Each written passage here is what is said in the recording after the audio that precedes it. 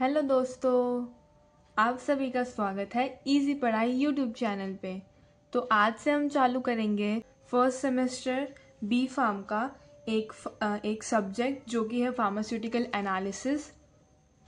तो जो pharmaceutical analysis का फर्स्ट चैप्टर है उसका नाम भी फार्मास्यूटिकल एनालिसिस ही है, जिसमें हम लोग उसके बारे में थोड़ा बहुत पढ़ेंगे कि उसका डेफिनेशन क्या है, उसका स्कोप क्या है, उसके एप्लीकेशंस क्या है, कैसे टेक्निक्स हैं उसके, इन सब चीज़ों के बारे में पढ़ेंगे। तो चलिए चालू करते हैं। तो अगर हम लोग देखें कि फार्मास्यूटिकल एनालिसिस का एक डेफिनेशन क्या होता है, तो डेफिनेशन ये है कि फार्मास्यूटिकल एनालिसिस एक ब्रांच है फार्मास्यूटिकल केमिस्ट्री की, जिसमें इन्वॉल्व होता है processes like identification, determination, quantification, purification. ठीक है, तो मतलब इसमें यही चीज़ है कि ये एक ऐसा सब्जेक्ट है जिसमें हम लोग बात करेंगे प्रोसेसेस, जैसे कि आइडेंटिफिकेशन ऑफ कंपाउंड्स कैसे होता है, उनका डिटर्मिनेशन कैसे होता है, उनका क्वांटिफिकेशन कैसे होता है, और उन सब्सटेंसेस का प्यूरिफिकेशन कैसे होता है। ये जो पूरा फार्मास्यूटिकल एनालिसिस है वो इसी चीज़ के बारे में है। अब हम लोग देखते हैं कि जो एनालिसिस होता है वो 3 टाइप के हैं हमारे पास। पहला है क्वालिटेटिव एनालिसिस, दूसरा है क्वांटिटेटिव, और जो हमारे पास तीसरा है वो है सेमी क्वांटिटेटिव। तो पहले से चालू करते हैं कि क्वालिटेटिव क्या होता है। क्वालिटेटिव जैसे हमें देखा जाए तो ये होता है कि व्हाट इज़ प्रेजेंट। अगर हमने कोई सैंपल लिया है तो उसमें क्या प्रेजेंट है, व्हाट इज़ प्रेजेंट हमें पता चलेगा। तो ये हो जाएगा कि to identify the chemical components present in a sample, जैसे कि हो गया कि आइडेंटिफिकेशन ऑफ फंक्शनल ग्रुप्स या फिर डिटेक्शन ऑफ इम्प्योरिटीज़। ठीक है, अब जो सेकंड है वो है क्वांटिटेटिव एनालिसिस। इसमें हमें नाम से ही पता चल रहा है कि ये एक क्वांटिटी के लिए है। इसमें मतलब हम लोग एक क्वांटिटी का एनालिसिस करेंगे, तो इसमें हमें पता चलेगा कि हाउ मच इज़ प्रेजेंट। तो इसमें है कि टू डिटरमाइन द अमाउंट और concentration of a substance present. ठीक है, मतलब हमने पहले तो ये इसमें देख लिया क्वालिटेटिव में कि व्हाट इज़ प्रेजेंट। अब हम क्वांटिटेटिव में देखेंगे कि हाउ मच इज़ प्रेजेंट। तो इसका एक एग्जांपल है estimation of drug content in tablets और इंजेक्शंस। अब हम जो थर्ड है उसके बारे में बात करें तो वो है semi quantitative analysis. Semi quantitative इसलिए क्योंकि वो पूरी तरह से हमें क्वांटिटी नहीं बताता है, हमें सिर्फ एक अप्रॉक्सीमेट अमाउंट बता देता है कि कितना प्रेजेंट है उस सब्सटेंस में। मतलब एकदम एग्जैक्ट प्रिसाइज नहीं बताएगा कि कोई ड्रग है उसमें इतना अमाउंट ऑफ ये केमिकल कंपाउंड प्रेजेंट है। वो सिर्फ एक अप्रॉक्सीमेट बता देगा कि अगर ये उसका लिमिट है तो वो उससे ज़्यादा है कि वो उससे कम है। ठीक है, तो यहाँ पे हमारा टाइप्स ऑफ एनालिसिस हो गया। अब हम लोग यहाँ पे स्कोप ऑफ एनालिसिस के बारे में बात करेंगे। अब हम लोग बात करते हैं स्कोप ऑफ एनालिसिस, मतलब ये एनालिसिस करने क्यों करते हैं, उसका स्कोप क्या है, उससे क्या हमें फ़ायदा होता है, उसके बारे में हम लोग यहाँ पे पढ़ेंगे।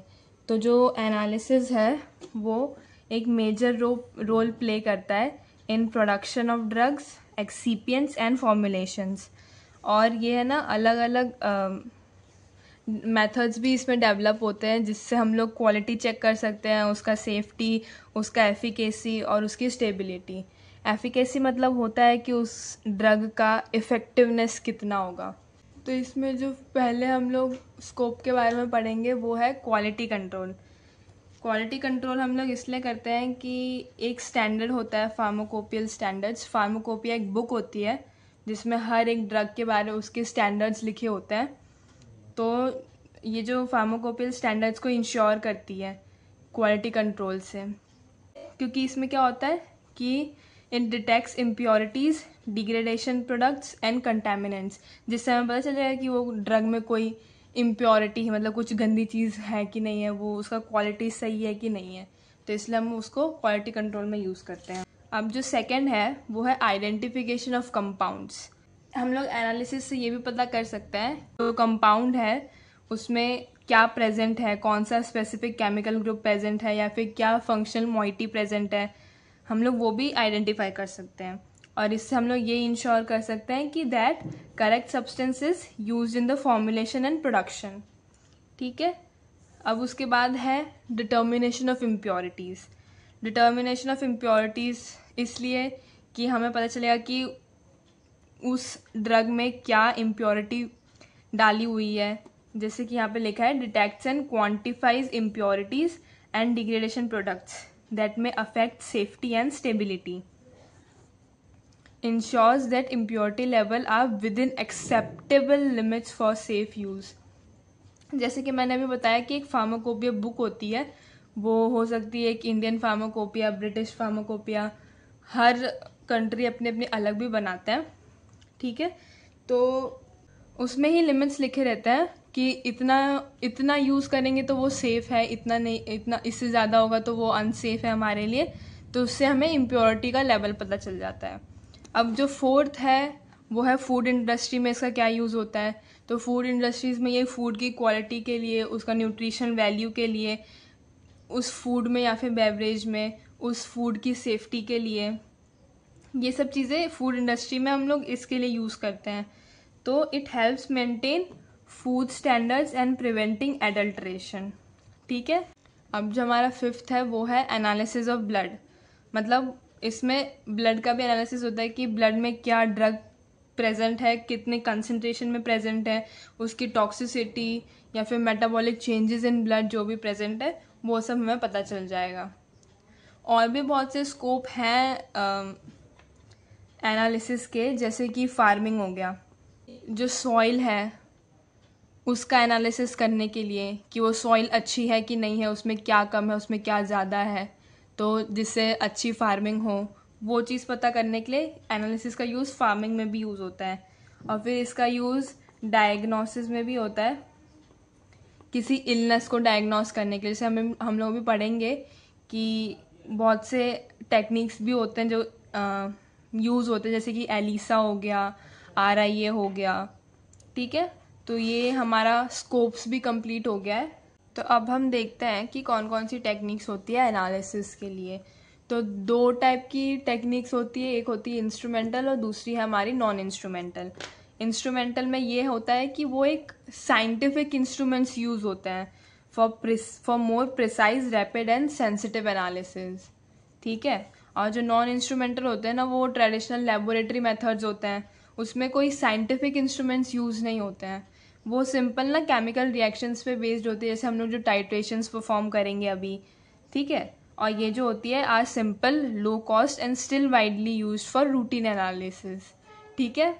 तो अब हम लोग मैं आपको एक फ्लो चार्ट दिखाती हूँ जिसमें आपको डिफरेंट टेक्निक्स ऑफ एनालिसिस के बारे में पता चलेगा, ठीक है। तो यहाँ पे हमारे different techniques of analysis. Instrumental में बहुत से पार्ट्स हैं और जो नॉन इंस्ट्रूमेंटल है वो यहाँ नीचे लिखा हुआ है, जिसमें वॉल्यूमेट्रिक और ग्रेविमेट्रिक है। तो पहले मैं आपको नॉन इंस्ट्रूमेंटल ही बता देती हूँ, जिसमें वॉल्यूमेट्रिक है। वॉल्यूमेट्रिक में हम टाइट्रेशंस के बारे में पढ़ेंगे, जो कि अभी आप नेक्स्ट चैप्टर्स में पढ़ोगे, इसलिए मैं इसके बारे में अभी कुछ ज़्यादा नहीं बताऊँगी। और जो दूसरा इसमें पार्ट है वो है ग्रेविमेट्रिक, ठीक है, उसके भी बारे में हम आगे पढ़ेंगे।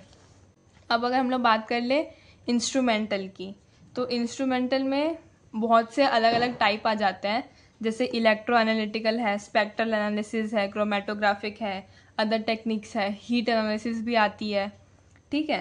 तो अगर हम लोग जाएं इलेक्ट्रो एनालिटिकल में, तो इलेक्ट्रो एनालिटिकल में है इलेक्ट्रोग्रेविमेट्री।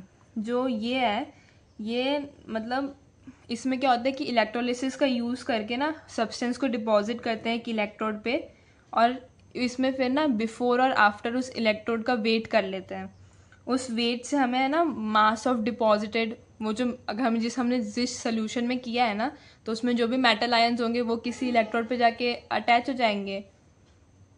तो उससे हमें पता चल जाएगा कि जो मटेरियल है या फिर जो भी ओरिजिनल सोल्यूशन में वो सब्सटेंस कितना प्रेजेंट है जो कि डिपॉजिट हो गया उस इलेक्ट्रोड पे आके, ठीक है। और उसमें दूसरा है कंडक्टोमेट्री। इसमें क्या होता है कि हम लोग इलेक्ट्रोलाइट सोल्यूशन का हम लोग कंडक्टिविटी मेजर करते हैं, ठीक है। फिर उसके बाद है कॉलोमेट्री, जिसमें हम लोग टोटल इलेक्ट्रिकल चार्ज मेजर करते हैं कि एक पूरे इलेक्ट्रोकेमिकल रिएक्शन है जो, उसमें कितना टोटल इलेक्ट्रिकल चार्ज रिक्वायर है उसको कंप्लीट करने के लिए, हम लोग वो चीज़ पढ़ते हैं इसमें। फिर दूसरा और है जो है पोटेंशियोमेट्री। पोटेंशियोमेट्री में हम लोग पोटेंशियल डिफरेंस एक इलेक्ट्रोड सिस्टम में मेजर करते हैं, जिससे हमें concentration of analyte in solution पता चल जाता है। एनालाइट मतलब जो भी जिसको हम लोग एनालाइज करना चाह रहे हैं उस सोल्यूशन में, उसका हमें कंसंट्रेशन पता चल जाता है। फिर उसके बाद है जो लास्ट है वो है वोल्टोमेट्री। वोल्टोमेट्री में हम लोग एक टाइम डिपेंडेंट वोल्टेज को एक इलेक्ट्रोड पे अप्लाई करते हैं उस सब्सटेंस को एनालाइज करने के लिए, और उससे हम लोग ना जो रिजल्टिंग करंट प्रोड्यूस हो रहा है उसको मेजर करते हैं। इससे हमें मेटल आयंस की कंसंट्रेशन पता चल जाती है, और ये यूज़ भी होता है वेस्ट वाटर एनालिसिस में। ठीक है, अब हम लोग देखते हैं स्पेक्ट्रल एनालिसिस में क्या होता है। तो स्पेक्ट्रल एनालिसिस में जो पहला है वो है स्पेक्ट्रोफोटोमेट्री। स्पेक्ट्रोफोटोमेट्री में क्या होता है कि इसमें ना रिफ्लेक्शन या फिर ट्रांसमिशन प्रॉपर्टी किसी मटेरियल की मेजर करते हैं, जिसमें मतलब हम लोग वेवलेंथ से उस चीज़ को मेजर कर लेते हैं। इसका एग्जांपल या इसका यूज़ हो गया कि कंसंट्रेशन ऑफ सब्सटेंस को मेजर करने के लिए, और फिर क्वालिटी कंट्रोल में भी इसका यूज़ होता है। ठीक है, अब हम लोग दूसरे पे आए तो वो है टर्बिडीमेट्री। टर्बिडीमेट्री हो गया, तो इसमें क्या हम लोग मेजर करते हैं कि उस फ्लूइड की टर्बिडिटी क्या है, जिससे हमें उसकी क्वालिटी के बारे में, उसका वो अच्छा है वो बुरा है उसके बारे में हमें पता चल जाएगा। तो इसमें जैसे हो गया कि वाटर क्वालिटी कंट्रोल टेस्टिंग हो गया, फूड एंड बेवरेजेस इंडस्ट्रीज में यूज़ होता है। फिर उसके बाद जो ये कैलोरीमेट्री है, इसमें हम लोग हीट चेंज को मेजर करते हैं, जिससे हमें केमिकल रिएक्शंस के बारे में पता चल जाता है। फिर उसके बाद है IR स्पेक्ट्रोस्कोपी। IR मतलब इंफ्रारेड स्पेक्ट्रोस्कोपी। इसमें हम लोग ना डिटरमाइन करते हैं कि कोई केमिकल का मॉलिक्यूलर स्ट्रक्चर, कि वो सॉलिड है, लिक्विड है, गैस है, मतलब जो भी है उसका हमें एक मॉलिक्यूलर स्ट्रक्चर पता चल जाएगा उस इंफ्रारेड लाइट से। अब दूसरा जो है यहाँ पे वो है NMR स्पेक्ट्रोस्कोपी। NMR का फुल फॉर्म है न्यूक्लियर मैग्नेटिक रेजोनेंस। ठीक है, ये है ना एक बहुत पावरफुल टेक्निक है, जिसमें ना स्ट्रॉन्ग मैग्नेटिक फील्ड्स का यूज़ होता है कि हमें ना वो जो सब्सटेंस है उसका फिजिकल, केमिकल और बायोलॉजिकल प्रॉपर्टीज पता चल जाए। ठीक है, तो इसमें मतलब हमें पता चलता है कि उस स्ट्रक्चर का कंपोजिशन क्या है किसी ऑर्गेनिक मॉलिक्यूल का, वो सब हमें पता चल जाता है। फिर हमारे पास जो नेक्स्ट है वो है UV स्पेक्ट्रोस्कोपी। UV आपको पता ही होगा, इलेक्ट्रोवायलेट रेज होती है। ठीक है, तो UV मतलब तो इसमें क्या यूज़ होता है कि UV और विजुअल लाइट को ना हम लोग पास करते हैं, तो इससे हमें किसी कंपाउंड का, किसी केमिकल सब्सटेंस का कंपोजिशन और कंसंट्रेशन के बारे में हमें पता चल जाता है। अब हम लोग आगे आए तो AES होता है, जो कि है एटॉमिक एमिशन स्पेक्ट्रोस्कोपी, और जो ये AA स्पेक्ट्रोस्कोपी है ये है एटॉमिक एब्जॉर्प्शन स्पेक्ट्रोस्कोपी। इसमें क्या होता है कि जो एटम्स होते हैं उसको एक एक्साइटेड स्टेट में लाके एनालाइज करने के लिए यूज़ करते हैं सैंपल को, जिससे हमें मतलब वेवलेंथ ऑफ लाइट से हमें पता चल जाता है। तो identifies element present in a substance, ये उसका काम होता है। ठीक है, फिर अगर हम लोग एटॉमिक एब्जॉर्प्शन में देखें तो इसमें क्या होता है कि हमें कंसंट्रेशन ऑफ मेटल या फिर मेटलॉइड्स किसी सैंपल में वो पता चल जाता है। तो इसका एग्जांपल हो गया कि फूड क्वालिटी कंट्रोल में यूज़ हो रहा है, केमिकल इंडस्ट्रीज में यूज़ हो रहा है। ठीक है, अब अगर हम लोग क्रोमेटोग्राफिक में आ जाते हैं, तो क्रोमेटोग्राफिक में भी आपने देखा जैसे बहुत से सब टेक्निक्स हैं, जैसे कि paper chromatography, gas chromatography, planar chromatography, HPLC, TLC, HPTLC। ठीक है, तो पहले अगर हम लोग पेपर क्रोमेटोग्राफी के बारे में पढ़ लें, तो बहुत से लोगों ने 11th-12th में इसका एक्सपेरिमेंट भी किया होगा, जिसमें एक हमें पेपर दिया जाता है, उसमें हम लोग नीचे जो हमारा, जैसे हमारा ये पेपर है, तो इसमें हम लोग नीचे सैंपल लगाते हैं और फिर उसको हम लोग इथेनॉल में डिप करते हैं, तो उससे धीरे धीरे अलग अलग कलर्स ऊपर ऊपर जाते हैं। तो इसमें ना जो भी जिसका भी मूवमेंट रेट फास्टर होता है वो जल्दी ऊपर चला जाता है, जिसका कम होता है वो नीचे ही रहता है। तो इससे हमें उस सब्सटेंस में ना, जो यहाँ पे हमने सैंपल लगाया उसमें जो different types of chemicals present है ना, वो हमें अलग अलग पता चल जाते हैं, अलग अलग दिख जाते हैं। ठीक है, फिर अगर हम लोग गैस क्रोमेटोग्राफी के बारे में बात करें तो ये भी सेपरेटिंग के लिए यूज़ होता है कंपाउंड्स का, जो कि ना जब वेपराइज होते हैं तो वो डिकम्पोजिशन शो नहीं करते हैं, ठीक है। तो उसके लिए गैस क्रोमेटोग्राफी यूज़ होता है। जैसे कि एग्जांपल हो गया कि testing of purity of particular substance के लिए यूज़ होता है, या फिर separating different components of a mixture, ठीक है। अब उसके बाद है प्लानर क्रोमेटोग्राफी। ये एक सेपरेशन टेक्निक है जिसमें एक प्लेट का यूज़ हम लोग कर सकते हैं, जिसमें ना हम लोग उसमें होता है कि स्टेशनरी फेज का ज़्यादा एफिनिटी है उस केमिकल का, कि वो जो केमिकल है वो एक मोशन फेज को ज़्यादा एफिनिटी देता है। उसके बारे में पता चलता है कि उसमें जो सारे सब्सटेंसेस होंगे केमिकल, वो अलग अलग स्पीड से ऊपर नीचे जाएंगे, ठीक है। इसका यूज़ होता है identification and purification of small amount of compounds. फिर अगर हम लोग HPLC क्रोमेटोग्राफी के बारे में बात करें तो HPLC is high performance liquid chromatography. इसमें क्या होता है कि ये सेपरेट करता है, आइडेंटिफाई करता है, क्वांटिफाई इंडिविजुअल कंपोनेंट्स जो कि एक कॉम्प्लेक्स मिक्सचर में प्रेजेंट होते हैं, ठीक है। इसका भी यूज़ होता है क्वालिटी कंट्रोल और एनालिसिस ऑफ ड्रग्स में। फिर अगर हम लोग बात करें TLC की, तो TLC is thin layer chromatography. इसमें सेपरेशन करता है और आइडेंटिफाई करता है जो कंपाउंड्स है, और जो कंपोनेंट्स सेपरेट करता है और आइडेंटिफाई करता है components of a non volatile mixture, ठीक है। इसका एग्जांपल है प्यूरिटी, मतलब इसका यूज़ भी बोल सकते हैं, जो कि है प्यूरिटी ऑफ कंपाउंड को डिटरमाइन करने के लिए, ठीक है। फिर HPTLC की अगर हम लोग बात करें तो ये एक more advanced level of TLC होता है, which is high performance thin layer chromatography, ठीक है। इसमें सिंपल है कि क्वालिटेटिव और क्वांटिटेटिव एनालिसिस करता है ये। अब अगर हम लोग अदर टेक्निक्स में देखें तो उसमें हमारे पास है एक RIA और ELISA। तो RIA जो है इसका फुल फॉर्म होता है रेडियो इम्यूनो एसे। ये एक हाईली सेंसिटिव मेथड है जो कि कंसंट्रेशन ऑफ सब्सटेंस के लिए मेजर करने के लिए यूज़ करते हैं, जैसे कि एंटीजेंस हो गए, हार्मोन्स हो गए, ड्रग्स हो गए किसी सैंपल में। और जो लास्ट टेक्निक है जो हमें पढ़ना है वो है ELISA। ELISA मतलब होता है एंजाइम लिंक्ड इम्यूनोसॉर्बेंट एसे, ठीक है। ये कुछ specific antibodies, antigens, proteins, hormones को आइडेंटिफाई करने के लिए या डिटेक्ट करने के लिए यूज़ होता है, और मतलब इसका डिटेक्शन जो होता है वो ब्लड या फिर यूरिन में होता है, ठीक है।